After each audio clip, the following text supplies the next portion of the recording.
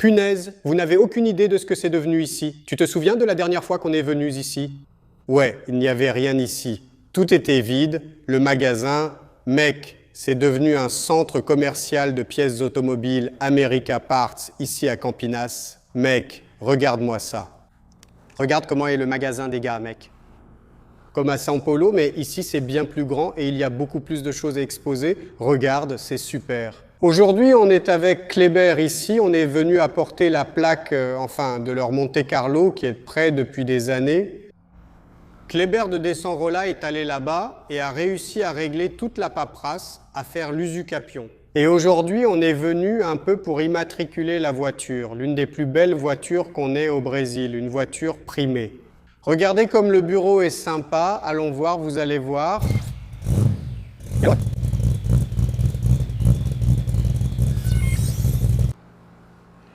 Fernando, explique-nous, mec, qu'est-ce qui s'est passé? Comment était la voiture quand elle est arrivée? Cette voiture était marron. Cette voiture, marron avec un intérieur beige, caramel, et elle avait une banquette entière avec le levier de vitesse sur la colonne. Elle avait un moteur 350. Mais comme la voiture était complètement démontée, même si elle avait toutes les baguettes, on a fini par décider de le faire en big block, tu vois. Ouais, et non, ce n'est pas simplement un big block. On a importé un stroker de l'étranger. C'est un 489 avec tout ce qu'il y a de mieux.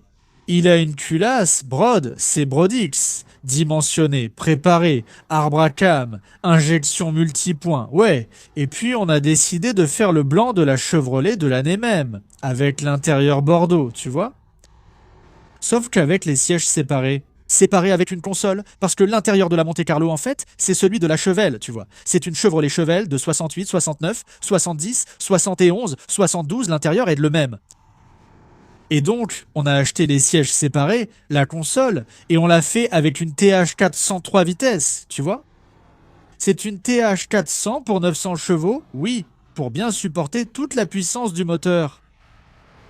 Oui, échappement tout inox de Flowmaster, on l'a importé du Japon. Prêt, déjà dimensionné, c'est ça? Oui. Il y en a un prêt pour lui? Comme ça, il y en a un prêt, tout en 3 pouces pour Big Block. Les jantes sont en 18 par 9, 5 18 par 8, les pneus ont été faits sur mesure par Headline, parce qu'il n'y a pas de Headline dans cette taille, tu vois. Ils ont été fabriqués à l'étranger sur commande. Enfin, la voiture est... Il n'y a rien à dire, la voiture est prête. Climatisation de Vintage Air, tu vois, qui fonctionne. Tableau de bord de quota digital. Ouais mec, c'est du luxe cette voiture, hein, merci. C'est le luxe, et c'est un péché, tu vois, voiture à l'arrêt, hein, maintenant ils vont la faire rouler. Maintenant vous allez voir ça sur la route. Sérieux? On va voir ça sur la route. Quelle est ton idée pour le projet? Que vas-tu faire? Écoute, je vais profiter un peu de la voiture, tu vois, parce que c'est beaucoup. Beaucoup de temps. C'est beaucoup de temps à attendre, tu vois. Alors je vais profiter un peu de la voiture. Mais on a d'autres projets en tête. Alors, oui, dans le magasin même d'ailleurs. Et on va le mettre en vente, d'accord? Laisse-moi ouvrir le capot ici.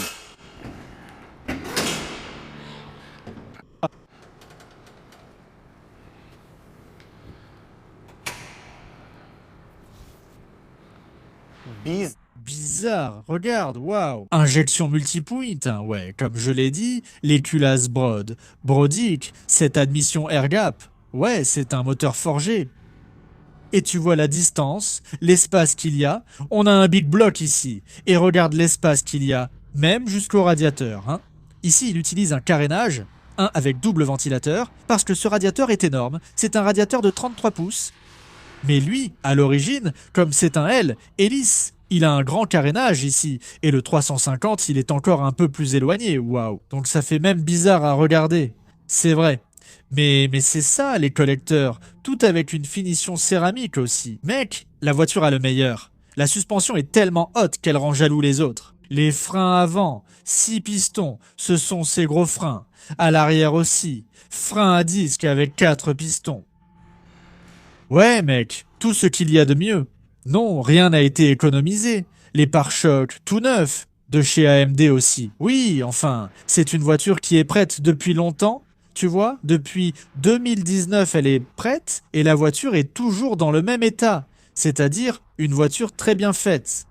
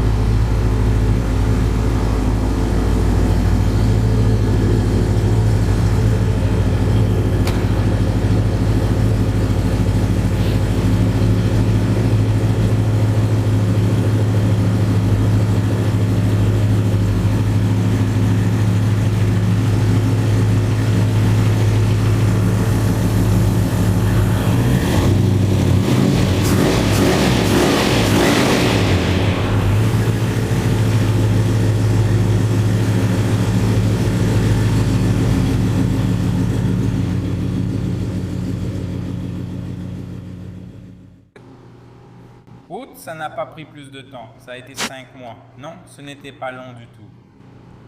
On a eu ce souci du détail ici, d'envoyer un message, de mettre un petit mot sur papier, tu vois, parce qu'on ne voit plus ça, tout est numérique maintenant. C'est le Monte Carlo, un petit message, la date officielle de sa naissance. Il voit que le document a vraiment été enregistré au Renavando São Paulo, tu vois. Avant ça, il avait déjà été enregistré à la BIM et ici, on a fait, regarde, le certificat d'immatriculation du véhicule, le CRV, la petite plaque de l'année choisie. Et, mec, c'était la finalisation d'une procédure qui était une action d'usucapion qui avait été interrompue par une autre personne qui ne savait pas la terminer, tu vois. Et on a repris le dossier déjà en cours et l'enregistrement à la BIM et l'immatriculation ont pris d'août à mars, tu vois. Ça a été plutôt rapide. Pour l'inspection, tu vois, quand ils sont venus, personne ne savait quoi faire. Toi, tu maîtrises tout, alors laisse-moi m'asseoir sur ta chaise. Le gaz a dit « Non, ce n'est pas comme ça qu'on fait, il n'y a pas de Renavan. Comment faire l'inspection ? Justement, je suis là parce qu'il n'y a pas de Renavan. » Voilà pourquoi. Il ne voulait pas que j'ouvre l'inspection ainsi, mais ça s'est passé comme ça à chaque fois, car on fait des inspections partout. Là, j'ai vu que tu maîtrisais vraiment, je me suis dit que tu savais ce que tu faisais. Il s'est assis à la table de l'agent administratif. Rien, non. De l'inspecteur historien. Je ne l'avais jamais vu. J'ai dit de me laisser faire. Ce n'est pas comme ça. Il faut aller ailleurs. Il n'y a pas de Renavan. Le gars se disputait. Mais je suis là parce qu'il n'y a pas de Renavan. Alors, c'est tout? Je dois t'aider, fais l'inspection. Heureusement qu'il l'a encore eu. Il a même un peu hésité. Il a hésité et baissé sa garde, n'est-ce pas ?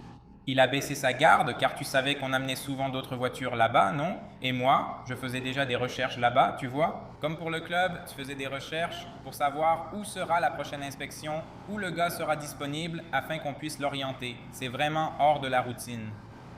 Comme le courtier habituel, il gère les transferts. Tout est numérique ici. Nous, on est spécialisés dans les plaques jaunes et l'usucapion où nous avons acquis de l'expérience. Ce n'était pas simple. On n'a pas réussi du premier coup, mais après plus de 200 cas, regarde, celui-ci en fait partie. Ça fera déjà plus de 200 cas traités par Descendro Ladox, celui que j'ai apporté aujourd'hui. Celui-ci aussi est en phase finale, Mustang. Mec, Alors, 200 voitures, vous en avez déjà géré autant? Oui, plus de 200 voitures. Ce cas de Fernando a-t-il été difficile après que tu l'aies pris? Était-ce très compliqué ou juste une question de trouver les bonnes personnes? En fait, on a dû faire des ajustements sur le travail qui est arrivé entre nos mains. On a compris quel était le besoin.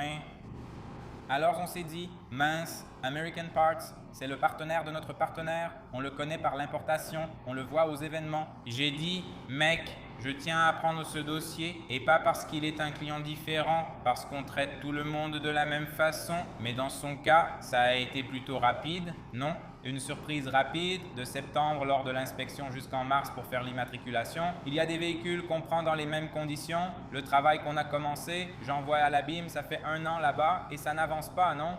Et ce n'est pas qu'on arrête de travailler. Il demandait, Claire Beurre, où en est le processus? J'allais vérifier et lui disais, regarde, il y a eu une décision. Je pense qu'il reste 3 mois, ça avance. C'est l'ordre naturel des choses. Ça sort, l'extrait du Renavan est sorti. Maintenant, quand l'extrait du système Renavan sortira, on va pouvoir immatriculer.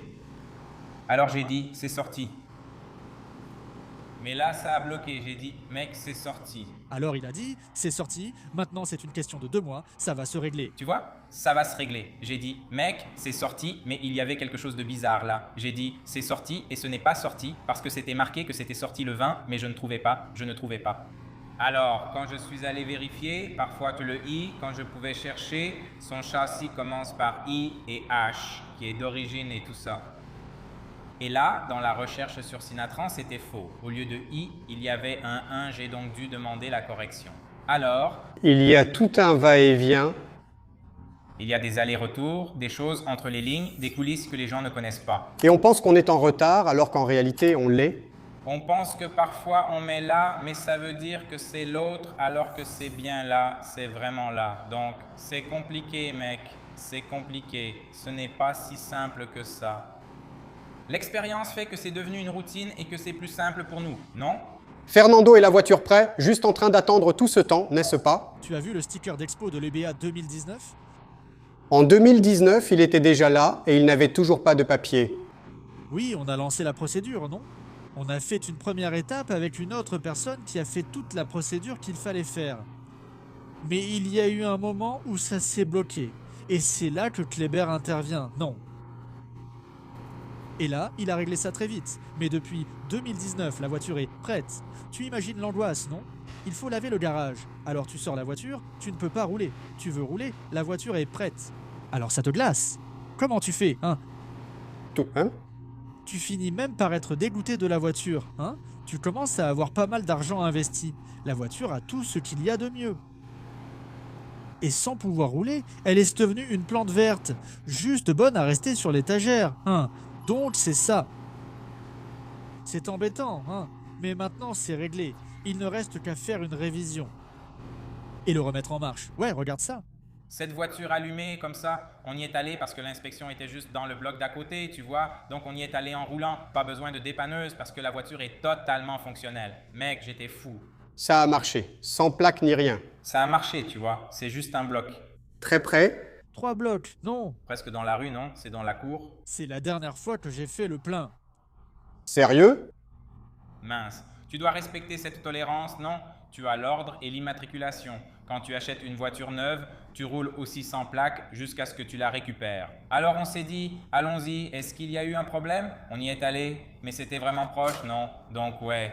Et une voiture, ce n'est pas courant d'en voir, non? C'est un Monte-Carlo comme ça, avec ce montage. Différent, Monte-Carlo 70, 70, 72, il y en a très peu au Brésil, non? C'est pour ça que tu as pris cette voiture? On a bien acheté cette voiture ici, non? C'est vrai? Oui, c'était ici. Il y a la facture et tout l'historique de la voiture. L'historique, le propriétaire était décédé, il n'y avait plus rien. C'était une plaque jaune de l'ancien système, le reçu a été perdu. Cette histoire bien connue de plusieurs voitures anciennes, n'est-ce pas? Et puis, on a aimé la voiture, on a apprécié la voiture et on a commencé à la restaurer. Les papiers vont arriver, non? On continue à avancer. On continue à avancer. Et ils ont vraiment tout fait.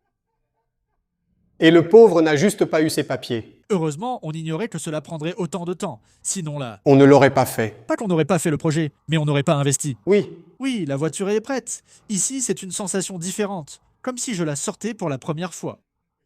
c'est parce que, eh bien, voiture neuve, un mec.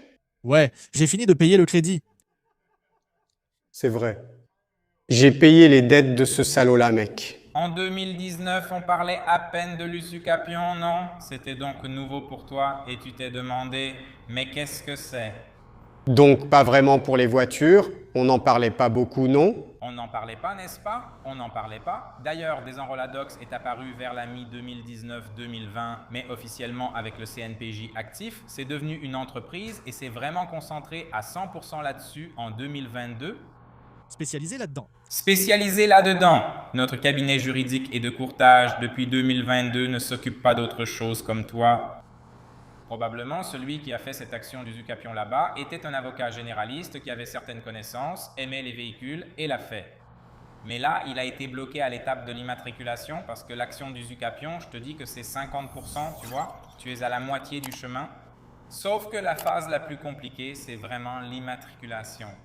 Parce que l'action d'usucapion, c'est une procédure judiciaire, ce n'est un secret pour personne. Donc, si tu fais une recherche de jurisprudence, tu copies, n'est-ce pas? Rien ne se crée, tout se copie. Tu utilises tes techniques, mais c'est accessible à tous, non? Maintenant, ensuite, l'immatriculation demande de l'expérience, demande un audit et tous ces détails qu'il y a toujours. Très cool, félicitations mon pote. Félicitations à vous deux, ça a marché. Ouais, tu as choisi la fin 7-2.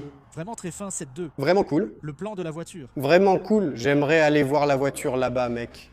Allons-y, ça te va? Allons-y, allons-y.